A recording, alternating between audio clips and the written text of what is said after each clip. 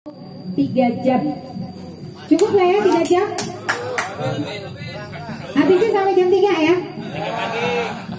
Maunya. Pokoknya saya nggak tahu apa yang mau disampaikan, yang jelas nggak jauh dari bidang dia lah ya. Oke, nggak menunggu lama, silakan Bapak dimulai. Mau ngerekam. Penuhan. Bapaknya ribet ya. Oke, siap. Oke, terima kasih. Selamat pagi. Assalamualaikum warahmatullahi wabarakatuh. Kalau di belakang agak kesulitan, pindah ke depan. Ini depan kosong soalnya. Silakan loh. Mau ngotot di belakang. Hah? Bisa ngomong banyak. Oh ya udah, siap. Oke, target hari ini mau nerangin tentang Undang-Undang PDP. Terus mungkin kita bahas sedikit dalamnya, strukturnya kira-kira seperti apa, arsitektur seperti apa yang ada di dalam undang-undang. Arsitektur tuh arsitektur IT-nya kira-kira seperti apa yang ada undang-undang PDP. Terus kira-kira dari situ, jadi kita bahas dulu undang-undangnya, mungkin sebelum undang-undangnya kita kasih lihat masalahnya. Atau undang dulu atau masalah? Masalah dulu ya. Jadi kita kasih lihat dulu masalah yang ada. Kenapa kita butuh undang-undang PDP? Mungkin yang paling sering diomongin Bu Jorka kemarin, tapi sebenarnya masalahnya lebih banyak dari itu. Jadi masalah undang-undang PDP, solusinya seperti apa? Terus kita lihat bagaimana cara ngebolongin undang-undang itu. Ini nggak gitu kalimatnya harusnya. Bolongnya ada di mana sih? Gitu ya. Jadi lubang-lubangnya ada di mana? Masalah yang tidak di cover sama undang-undang itu seperti apa, dan kalau itu tidak di cover undang-undang, bagaimana caranya undang-undang itu bisa jalan gitu ya. Nah akibatnya dari situ solusinya seperti apa buat kita yang ada di lapangan sebetulnya. Tapi intinya seperti yang saya bilang kemarin, ada 3 hukum kan, hukum Tuhan, hukum tertulis, hukum rimba. Jadi ini solusinya lebih ke arah hukum rimba sih sebenarnya. Bagaimana kita cari cara pakai hukum rimba supaya kita aman. Beres ya? Masalah yang paling gampang. Atau kasih sedikit aja undang-undangnya. Undang-undangnya bisa dicari di sini. UU PDP. Silakan masuk ke Google Undang-Undang PDP. Nanti silakan dicari. Nah yang jadi masalah waktu kita nyari, saya belum pernah bisa dapat naskah terakhir undang-undangnya. Beda sama undang-undang yang lain, katanya sudah diundangkan, kita bisa dapat naskah terakhirnya yang ditandatangan presiden seperti apa. Undang-undang PDP saya nggak bisa dapat naskah terakhirnya yang ditandatangan presiden seperti apa, nggak ada. Bukan nggak ada, kali nggak nemu aja ya. Nah, jadi yang ada tuh naskah rancangan, naskah draftnya bisa diambil. Ini dari Kominfo, dari Sernex segala macam. Silahkan diambil. Saya sudah ngambil, kita bisa lihat di sini. Di bagian download, nanti di bagian sini ada rancangan PQRS. Ini dia rancangan. Oke. Jadi judulnya ini rancangan ya. Ini rancangan Undang-Undang Republik Indonesia. Jadi ini bukan undang-undang aslinya, tapi ini nggak beda jauh dengan aslinya sih sebenarnya. Oke. Tapi paling nggak kita dapat gambaran kira-kira seperti apa. Pertanyaan pertama, yang namanya data pribadi itu seperti apa, gitu kan ya. Nah ini kita harus tahu data pribadinya seperti ini, yang dinamakan data pribadi. Jadi ada 2 jenis data pribadi. Ada data pribadi yang sifatnya umum, saya gedein lagi lah. Ada data pribadi yang sifatnya umum sama data pribadi yang sifatnya spesifik. Jadi ada umum sama spesifik. Dua-duanya harus dilindungi, gitu ya. Tapi nanti saya akan membahas pelindungannya setelah ngasih lihat apa yang terjadi di dunia nyatanya. Yang namanya pribadi secara umum adalah nama lengkap, jenis kelamin, kewarganegaraan, agama, data pribadi yang dikomunikasikan untuk mengidentifikasi seseorang. Oke, bagus ya. Jadi ini yang umum kayak gini.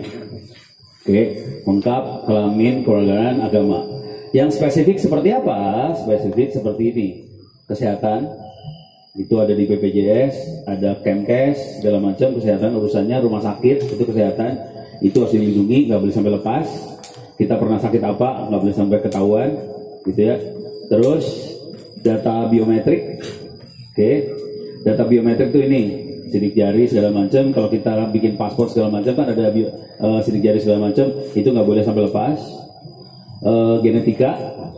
Genetika itu apa ya? DNA gitu, nggak ngerti juga, pokoknya ada di Kemkes. Kehidupan sama orientasi seksual, oke. Ya udah ketawa, saya juga bingung. Pandangan politik, terus catatan kejahatan, artinya orang nggak perlu tahu kita pernah dipenjara berapa tahun berapa bulan, nggak perlu tahu. Kecuali Pak Hoki kemarin dia ngasih tahu, jadi itu masalah dia ngelepasin. Oke. Terus data anak. Jadi anak-anak kita itu tidak boleh sampai lepas data pribadinya, termasuk fotonya nggak boleh lepas sebetulnya. Jadi fotonya anak itu sebaiknya tidak diupload ke media sosial. Terus ya, oke. Terus keuangan, artinya bank segala macam nggak boleh. Ya pokoknya urusan kayak gini nggak boleh sampai lepas. Masalah kita kaya miskin orang nggak perlu tahu lah. Kira-kira gitu ya. Dan yang lainnya. Nah ini masalah nih, data lainnya sesuai dengan peraturan perundangan yang lain. Nah, udah bingung, itu jadi lebar banget sih sebenarnya. Tapi kira-kira data ada yang umum, nama, kelamin, kewarganegaraan, agama, dan kesehatan, biometrik segala macam. Pendapat politik. Nah ini pendapat politik juga masalah karena kita seringkali berkomentar di media sosial. Salah tuh. Terus ya. Itu kerjanya grassroots gitu, data mining itu. Jadi Anda itu melanggar hukum nantinya sebetulnya. Terus ya. Nah, sekarang kita lihat masalahnya. Nggak usah jauh-jauh lah masalahnya. Kita lihat ke Presiden Republik Indonesia aja ya. Namanya Jokowi Widodo. Gampang kan? Ada di Wikipedia kan? Ya, masuk ke Wikipedia. Terus nanti pelan-pelan kita bisa lihat.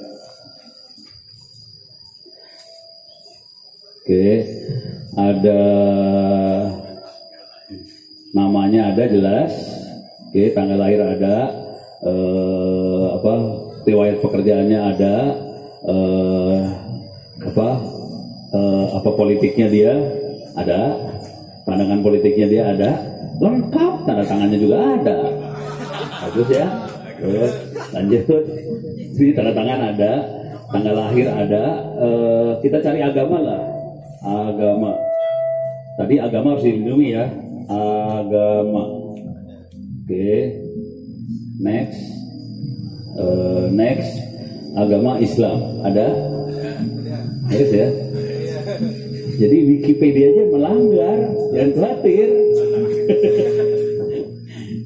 Udah kayak gitu ngeri banget loh. Kalau udah lihat undang-undangnya, pelanggarannya gampang banget. Terus ya, siapa lagi mau dicari? Tinggal, ini calon presiden yang lagi seru ya. Siapa namanya? Anies Baswedan. Udahlah, keluar semua pelanggaran malah terjadi dengan baik dan benar. Oh sorry, ada kesana dikit kali ya. Ini ada nama lengkap ada, gelar ada, tanggal lahir ada, anak ada, kelahiran, istri ada, ini semua ada, bukunya ada. Coba lihat di Wikipedia, kali aja ada agama juga kali ya. Agama.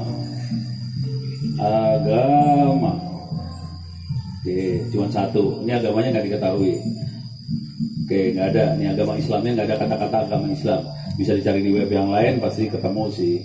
Terus ya, itu Anies. Nah ini jadi kalau dari sisi itu website bisa gampang ininya. Sekarang data pribadi yang lain paling gampang kan KTP ya. Ya udah gampang, tinggal cari aja iktp. Ya. Gambar. Nah dapat ya. Terus ya. Cakep.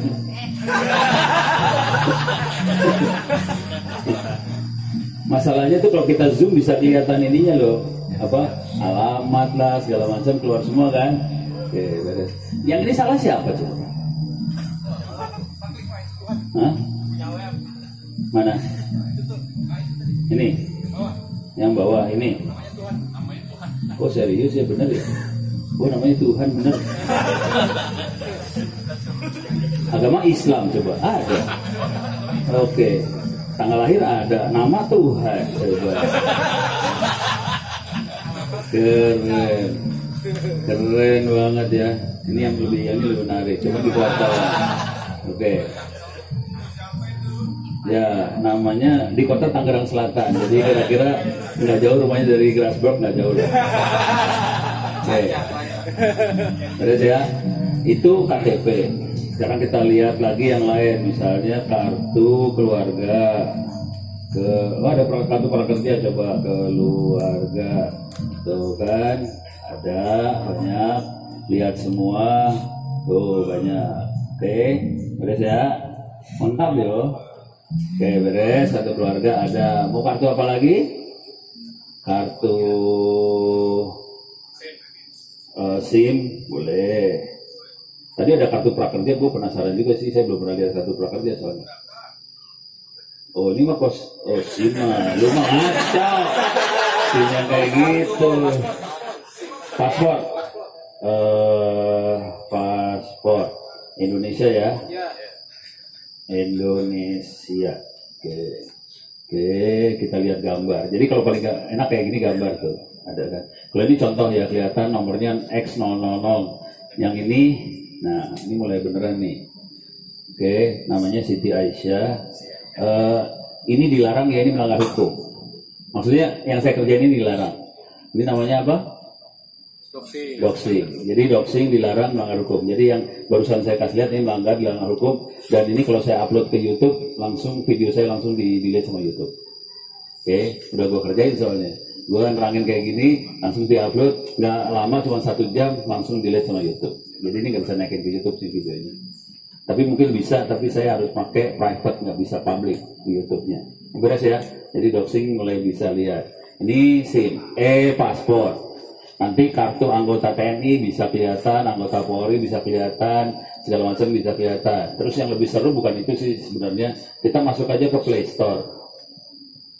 Play Store-nya Google ya. Oke, berapa orang yang nggak tahu Play Store? Tahu semua kan Play Store? Tinggal kita masukin di sini, misalnya iktp. Udah. Ada yang ininya nggak? Mana next? Mana yang bisa? Oh ini dia. Tinggal cari aja sih. Ada iktp checker, cara cek status iktp online. Ada yang buat ngeceknya langsung. Oke, ini cek nik ke iktp online. Jadi banyak orang yang bikin aplikasi buat cek iktp. Nanti kalau kita cek, nanti keluar nama apa segala macam, keluar lengkap. Terus ya, jadi bagus banget kan? Ya. Jadi kalau saran saya sih masukin iktp ini, ceknya ya udah kita bisa tahu semuanya lengkap. Terus ya, teknik. Yang ini sampai sini ada pertanyaan, aman ya? Aman. Teknik yang paling jahat yang dilakukan sama teman-teman kira-kira gini. Oke. iktp itu kan ada chipnya dalamnya ya, ada chipnya, ada RFID-nya. Pernah mainan RFID sama Arduino? Belum? Ada yang pernah? Oke. Jadi RFID bisa dibaca pakai Arduino ya? Oke. Jadi caranya kira-kira kayak gini. RFID, Arduino. Oke. Arduino. Jadi tambahin alat seperti ini. Lama. Jadi tambahin alat, nanti kita bisa baca TAG ya, tag. Ini lama banget ya. Oh, maksudnya Tokopedia jalan. Jualan. Ini dia, maksudnya gua gambar ini gedein. Wah, parah. Nah ini masukin dulu lah gambarnya.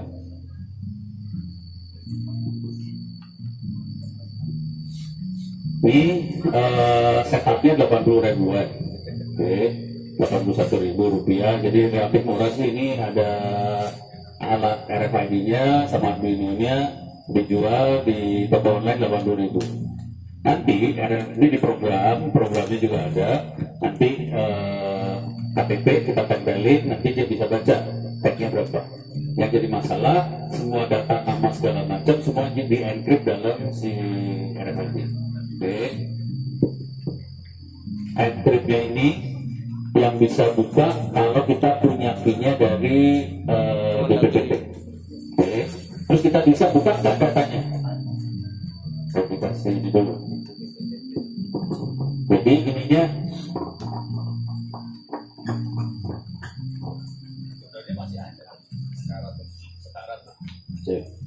Oke.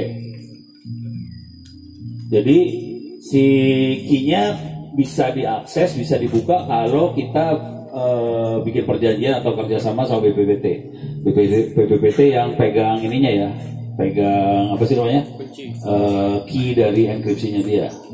Nah pertanyaannya, kita sebagai orang biasa bisa buka nggak tanpa key? Bisa.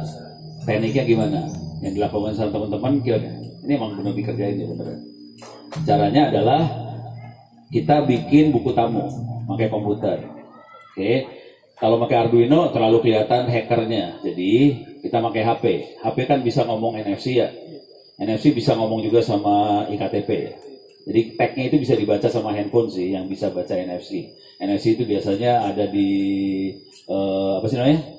Kartu tol segala macam, itu sama, pakai teknologi yang sama. Handphone kita yang bisa baca NFC bisa ngomong sama kartu tol, bisa ngomong juga sama iktp.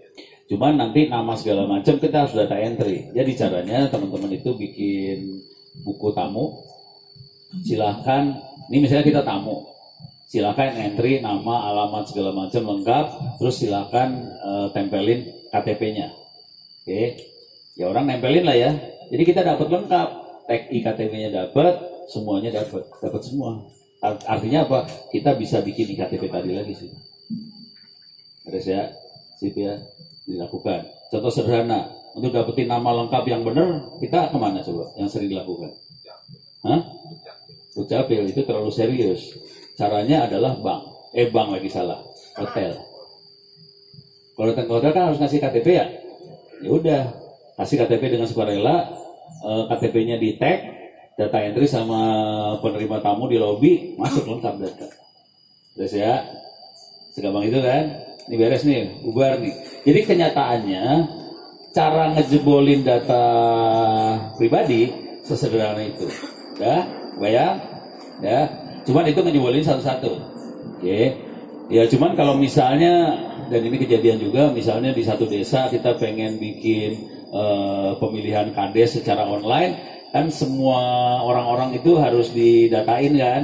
KTP-nya apa, namanya siapa segala macam. Kalau ada orang IT di desa itu yang pinter, ya udah semuanya harus di-tag tuh iktp-nya. Jadi kita punya database, tag-nya apa, nama segala macam lengkap ada, beres. Beres ya. Jadi kalau mau yang agak lengkap ya pakai desa. Soalnya nanti waktu kita bikin pemilihan, waktu kita daftar kita pakai iktp, bawa iktp-nya di-tab. Dia udah pernah nyoblos berarti, pakai iktp tadi di-tab. Beres ya. Jadi nggak bisa lagi nyoblos sebenarnya. Jadi iktp jadi kayak kunci. Beres, sudah aman. Sekarang kita masuk yang udah beres ya, urusan yang kejadiannya kira-kira kayak gitu. Nah, sekarang kita masuk ke sini aman. Aman. Kayaknya serius banget. Dari malam udah kacau, pagi-pagi langsung serius. Gue yang stres. Oke. Kita balik lagi ke sini nih. Data pribadi udah ngerti ya, nama, jenis kelamin, kewarganegaraan, data itu, terus sama data biometrik, genetika, orientasi seksual, pandangan politik. Pandangan politik juga termasuk kalau kita nyoblos, apa yang kita coblos nggak boleh sampai keluar sih sebenarnya. Oke, artinya harus di masking.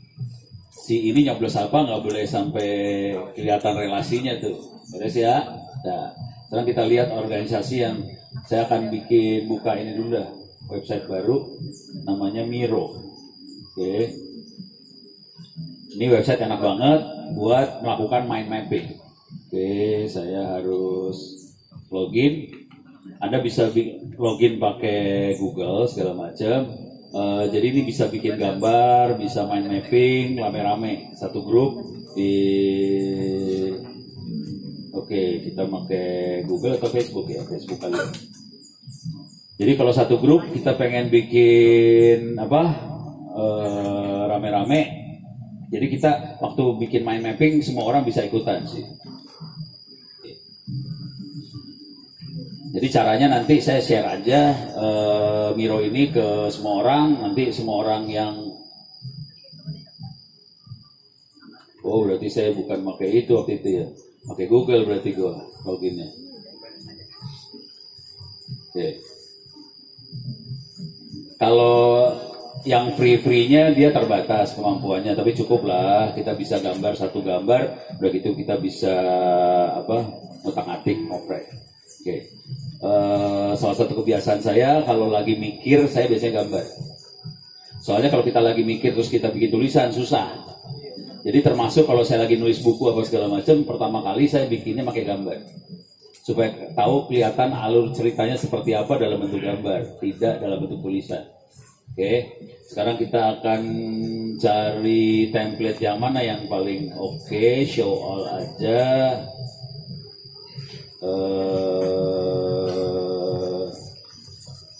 Nih, konsep map. Blank template. Jadi kalau kita ngonsep sesuatu paling enak pakai kayak gini ya. Create team board. Oke. Jadi bisa main tim, nanti di sini ada menu buat share sih sebenarnya. Intinya saya harus share URL, kemudian kita bisa ini rame-rame akibatnya. Ini nggak usah. Oke. Jadi saya akan bikin gambar sambil baca aturan ya, supaya kebayang lembaga apa aja yang ada di dalam kepala si undang-undang PDP. Jadi lembaganya seperti apa, terus cara bekerja aturan seperti apa, terus tadi kita udah ngelihat cara jebolinnya seperti apa. Jebolnya udah kelihatan, nanti kita lihat lembaga apa yang ada di undang-undang PDP dengan kayak gitu, terus gimana cara memperbaiki jebol, gitu ya. Oke. Jadi ini kalau mau bikin kotak tuh kan klik-klik ini aja kotak ditarik. Kalau bikin lingkaran cuman klik yang ini, lingkaran ditarik. Kalau mau sambungin kita cuman klik ini, nanti kita bikin sambungan. Kayak gitu. Nanti kita bisa bikin tulisan apa di kotaknya segala macam. Jadi enak banget sih kalau buat terangin sesuatu enaknya kayak ginian. Oke. Jadi tolong biasakan kalau berpikir pakai gambar. Jauh lebih gampang buat visualisasi dalam kepala kita daripada kita ngetik nulis. Nulis itu susah. Kalau gambar lebih gampang kita buat nginget. Jadi buat nginget sesuatu paling gampang pakai gambar. Ini teknik belajar ya. Teknik belajar. Dan saya belajar seperti ini dari guru biologi saya SMA. Kelas 3 waktu itu. Jadi waktu biologi kan hafalan banget ya. Biologi itu sangat hafalan. Ada binatang bertulang belakang, tidak bertulang belakang, vertebrata, invertebrata, terus ada yang macam-macam.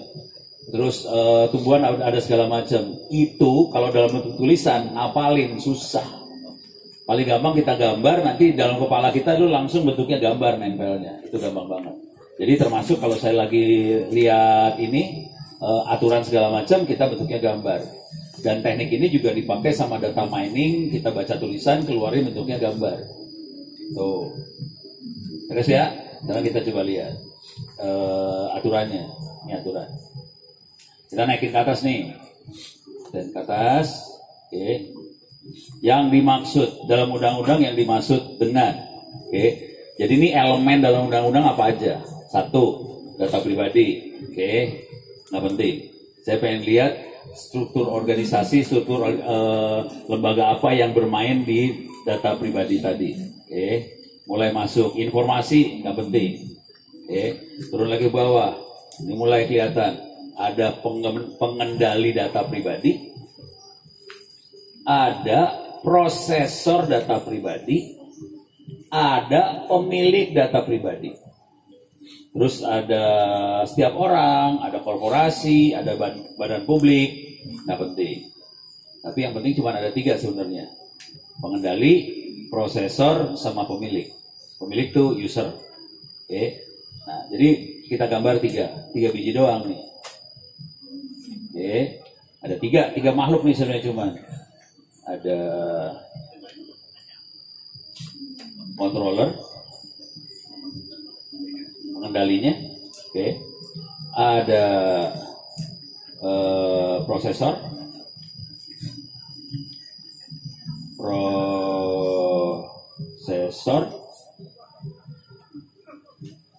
terus di sini ada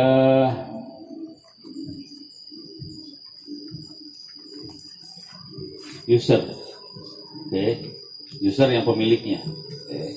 Nah, kejadiannya adalah kalau kita baca dalam undang-undangnya, user masukin data ke sini nih, user masukin data ke situ. Oke, jadi user tidak masukin data ke prosesor. Contohnya controller itu apa? Contohnya misalnya Mendagri, mereka punya data KTP, ada Dukcapil, itu proses controllernya. Misalnya Kementerian Luar Negeri, mereka punya imigrasi, mereka ngeluarin paspor, mereka yang nyimpen data pribadi user. Misalnya yang lain barangkali rumah sakit, harusnya bukan rumah sakit, harusnya Kemkes, Kementerian Kesehatan. Tapi nanti rumah sakit kategorinya apa? Rumah sakit adalah yang memproses data pribadi, harusnya seperti itu. Cuman Kemkesnya mungkin kemampuannya belum nyampe, akhirnya data pribadinya langsung ada di rumah sakit. Jadi logika berpikirnya harusnya ada controller yang kontrol, nanti ada yang proses data. Cuman sekarang kondisinya karena controllernya nggak pinter, nggak punya anggaran, atau memang nggak mau alokasi anggaran, ya sudah, terpaksa controllernya pindah ke prosesor. Yes, ya, mulai kebayang ya, bentuknya kayak gini ada di undang-undang. Oke. Nah, nanti kita baca-baca lagi nih undang-undangnya nih. Jadi bentuknya kira-kira kayak gitu. Nanti, sorry, balik lagi ke gambarnya, mana balik lagi. Nah, ini nanti prosesornya, datanya akan dipakai buat ngasih layanan ke user lagi nih sebenarnya. Ini ada usernya ke sini, dia akan ngasih layanan ke sini nih sebenarnya. Terus ya, kan si prosesor, contoh prosesor kira-kira gini contohnya. Tadi kesehatan ya, rumah sakit. Dia ngambil data pribadi user buat apa? Buat nanti database user ini, kan mereka punya apa? Data kesehatan user. Itu dipakai buat apa? Ngasih layanan buat si user lagi. Contoh yang lain adalah toko online. Toko online itu kategorinya sebetulnya harusnya prosesor doang. Jadi dia harus punya ngambil data pribadi ke controller supaya apa? Supaya dia bisa ngasih layanan ke nasabah lagi, pelanggan. Pelanggan toko online bisa dikasih layanan nih. Terus ya. Jadi fungsinya prosesor buat ngasih layanan. Kalau si controller ini ngasih layanannya ke prosesor tadi. Oke, mudah-mudahan udah mulai kebayang nih cara berpikirnya. Tapi gue harus ngasih tahu dulu ya. Saya sampai hari ini tidak pernah terlibat dan dilibatkan sama tim undang-undang PDP. Nggak pernah. Dimintain pendapat? Nggak pernah. Dicolek-colek? Nggak pernah. Saya terpaksa kayak gini karena kemarin diminta sama Kementerian Luar Negeri. Pono ngomong soal data pribadi dong. Apa tuh ya? Ya udah gue cari dulu, baru mikir, baca-baca. Oh, cara berpikirnya gitu. Beres ya. Nah, sekarang yang seru adalah coba perhatikan baik-baik caranya, datanya jebol nih. Nggak ada urusan sama kontrol, nggak ada urusan prosesor semua tuh. Nggak ada urusan. Ya, seru tuh. Nah, kita lihat. Ini sambil PP antara pulang pergi antara main mapping sama aturan ya. Si prosesor boleh ngapain aja nih? Kita lihat dulu ya. Prosesor boleh apa aja? Ini ada hak pemilik data, dia punya hak buat apa, segala macam, nggak penting. Nah ini pemrosesan data pribadi, prosesor itu boleh ngapain aja? Boleh ngumpulin, boleh ngolah, analisa, nyimpen, perbaikan, pembaruan, nampilan, ngumpulan, transfer, penyebaran, penghapusan. Jadi mulai dari ngumpulin sampai hilang, penghapusan. Ini kalau ingat tadi malam Pak Gildas ngomong, ini dibahas sama dia sih sebenarnya. Oke, jadi bagian dari data pribadi sebenarnya, mulai dari ngumpul, ngolah, analisa, nyimpen, update segala macam sampai harus dihilangin. Ini eksplisit diomongin nih, hapus. Jadi data pribadi itu nggak boleh disimpan sama prosesor. Terus ya. Jadi kalau ada prosesor yang nyimpan, melanggar hukum. Karena ujungnya harus hapus. Dan ini tinggal masalah ngapusnya berapa menit, berapa hari. Oke. Nah, ini nggak tahu, saya harus baca-baca lagi. Oke. Terus ini ribet banget nih sebenarnya. Pemrosesan data pribadi dilakukan dengan persetujuan tertulis atau tulisan dari si pemilik data apa segala macam, ini harus tertulis semua. Gitu ya. Pertanyaannya, waktu kita data entry langganan toko online, ada kayak gituan nggak? Ada ya. Setuju ya? Setuju. Dan oke. Oke. Dan perjanjian ini harus dilakukan secara eksplisit. Nah, dia juga harus menjaga, pemrosesan harus menjaga kerahasiaan data pribadi. Oke. Iya, dia jaga. Cuman misalnya gue masuk ke toko online, aja,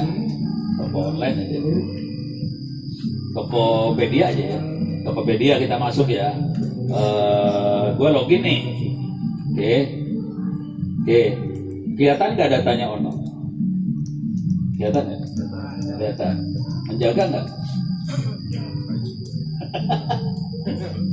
Menjaga kagak? Mesti kemana lu urusannya? Padahal di undang-undangnya si toko online harus menjaga data pribadi. Nama tuh udah data pribadi ya. Dijaga kagak namanya Ono? Katanya dijaga, cuman ya keleleran gini sih, kebuka sih. Terus ya. Dari sini kan kita bisa lihat nanti. Nih misalnya ya, misal saya adalah penjual pelapak. Gue tahu dong kalau Ono pernah beli barang dari lapaknya dia tahu yang pernah beli siapa aja. Ono beli barang apa dia tahu kan. Berarti Ono suka barang itu. Bisa dong dia ngasih iklan ke Ono? Bisa. Yang jaga siapa? Emang ada yang jaga? Nah, seru tuh urusan itu. Mulai mikir dah lu. Oke.